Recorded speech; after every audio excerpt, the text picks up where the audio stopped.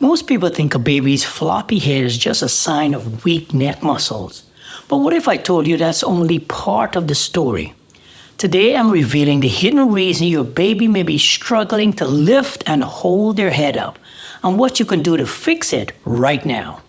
Hi, I'm Cherrick, a pediatric physical therapist, and I show you how to use touch and movement to increase strength and improve your baby's brain development. Head control doesn't just come from the neck. It comes from the entire body, the core, the shoulders, the nervous system, and even your baby's ability to feel stable in space. In fact, many babies who appear to have weak necks are actually lacking coordination between the front and the back of their body. Here's a surprising fact. Research shows that babies with flat spots on their heads or limited tummy time often don't activate the muscles needed for head control, even when they're awake and alert. So what are some common signs that parents need to look for? Let me walk you through a few things I see all the time in parents' homes that might surprise you. Baby holds their head up, but only briefly. Baby always looks to one side. Tummy time looks more like a face plant on the ground every time you put your baby down, and your baby hates lying on their tummy or on one side. These aren't just personality quirks. They're often motor coordination issues that can be addressed early with the right approach. Here are 3 powerful ways to start helping your baby gain better head control right now. Number 1, tummy time upgraded.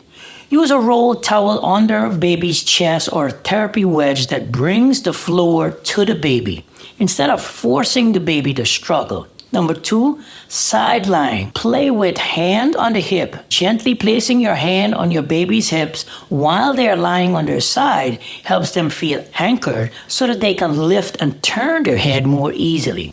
As you can see, I have the baby down on the ground, and I'm down on the ground with him, and I am cueing him. I'm engaging with him so that he gets excited and lifts his head up. He can take a break whenever he needs to and let his head drop down.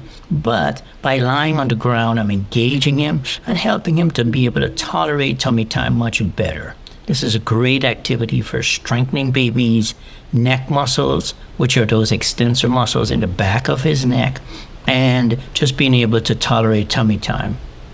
This encourages them to push up and activate their neck extensor muscles, which are these muscles on the back of your baby's neck. I'm going to tell you a quick story of something that happened to me while I was working with a kiddo. I worked with a baby who just wouldn't lift his head, even with consistent tummy time. So I got down on the mat, face to face, supported his hips, inside lying, and suddenly he started smiling and lifting his head because he was connecting with me. That small lift was everything. As you can see from this activity here, what I'm doing on the ground is I'm positioning myself where I'm lying on my side, I'm face to face with him, and I'm bringing baby up onto his side, and I'm using my hand on his hip to anchor him into the ground and help him to just be able to feel a little bit more relaxed. You can see that he is having a great time. He's engaging with my face. And you can see that little neck working so hard, how he's bringing his head up.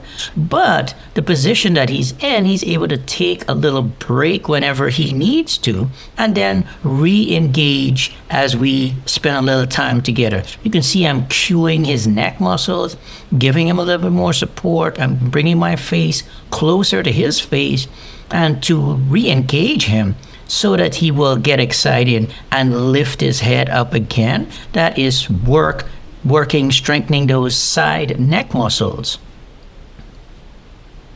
And here he goes. So now I'm switching to do to the other side. What you want to do is make sure that whatever you do to one side, you're doing it to the other side as well.